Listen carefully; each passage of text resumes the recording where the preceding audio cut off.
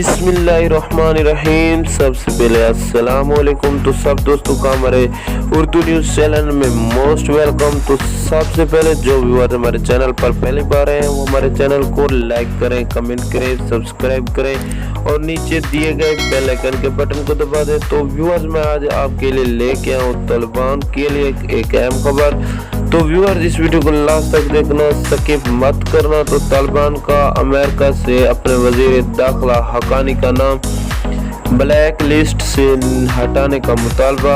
अमेरिकी महकमा खारजा ने हक्कानी से मुतल्लिक मालूमात फराहम करने पर $1 करोड़ का इनाम मुकर्रर कर रखा है। रिपोर्ट तालिबान ने अमेरिका से मुतालबा किया है कि वो अफगानिस्तान के नए वजीर दाखिला सिराजुद्दीन हक्कानी का नाम अपनी ब्लैक लिस्ट से हटा दें। गैर मुल्की खबर रसां इदारे के मुताबिक तालिबान के तर्जमान ज़बीहुल्लाह मुजाहिद ने एक बयान में अमेरिका से ये मुतालबा किया।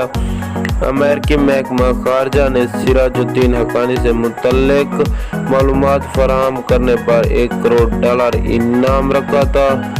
तो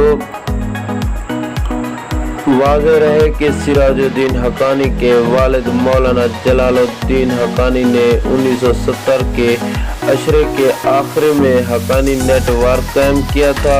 इस ग्रुप को अफगानिस्तान में बहुत से हाई प्रोफाइल हमलों का जिम्मेदार करार दिया जाता है। इनमें सितंबर 2011 में काबुल में अमेरिकी सफारत खाने और इसके नज़दीक वाक़ बैनुल-अक़वामी सलामती आमदे फोर्सेस ISAF के हेडक्वार्टर पर हमला भी शामिल था। ये हमला 19 घंटे तक जारी रहा था।